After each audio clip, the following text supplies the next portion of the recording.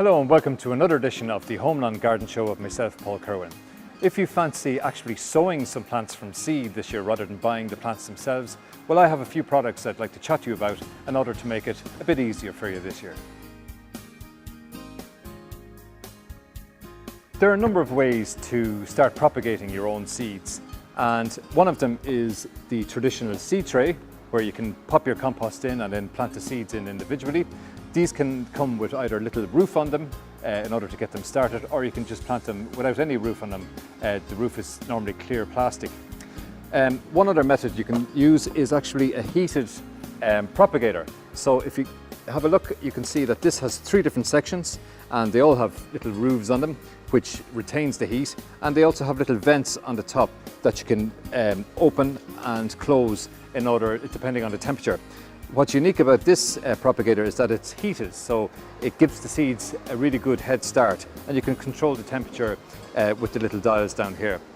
Now, some of this may seem quite daunting, but actually planting seeds is actually quite easy. One of the most important things that you must bear in mind is the type of compost that you use. We always recommend using either John Innes number 1 or John Innes number 2.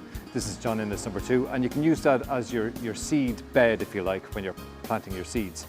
Mixed in with the John Innes, you can use either vermiculite, which is this product here on front, or perlite, which is this one here. Now, vermiculite and perlite are a volcanic rock that's heated to a super high temperature, but they have very different properties.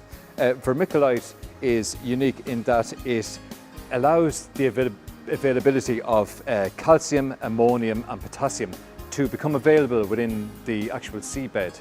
And perlite is a mixture that you mix in with the compost, and that retains the moisture within the seedbed, so you don't have to water it as much. So there are 2 products, if you like, that you need to add to the John Innes in order to give your seeds the best start.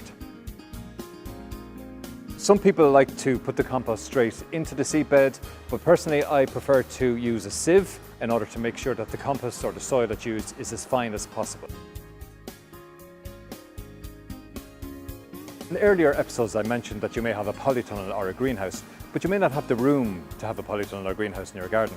And you may be thinking, how else am I going to get plants started, especially from seed if you need to pot them on. But Homeland are able to offer you another alternative, which is actually quite easy to use, and that is a 4-tier mini greenhouse, if you like. So it has 4 shelves and it has the same covering that you'd find in polytunnels, but you can actually open and close the front of it. So on warm sunny days or nice bright days, you can actually keep that open, and of course that allows bees and pollinating insects in and just gets a bit of airflow to stop any kind of fungal disease.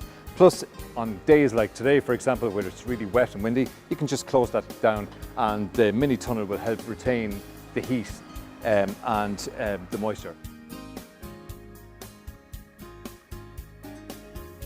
When you go into one of our garden centres to choose some seeds, we have a huge range, and it can seem quite daunting if you want to try and choose what seeds to plant and when you should sow them. So I have a couple of examples here to show you what to look out for on the labels and on the package in order to help you make your choice. So if you look at the labels of the seeds, obviously it gives the picture of the plant that you're choosing and the name, but the most important thing to look out for is the last line, which tells you the sowing period and when it flowers. So in this particular one, which is the Cosmos, which I mentioned in a previous episode, you sow it between February and May, and it flowers between June and October. And if you flip the seed packet around, it actually shows you a nice graph that tells you when to sow it indoors or sow outdoors, when to plant out and when it flowers. So in this case, you can start it off indoors in either one of the propagators or in the seed trays between February and the end of March. You can sow it outdoors in April and in April and May, and it starts to flower between July and October. Finally, one other thing to look out for when it comes to choosing your seeds is the amount of seeds that's in the actual pack. With really tiny seeds, it's nearly impossible to try and pick individual ones out. So what I'd normally do is put a pinch of seed in each cell of the seed tray, and then whichever ones are not doing so well, you prick those out or pull them out and leave the ones that are doing better. So that's it for this episode of the Homeland Garden Show.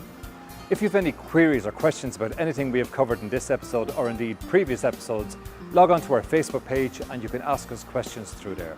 So until the next episode, I hope you've enjoyed it, and we'll see you soon.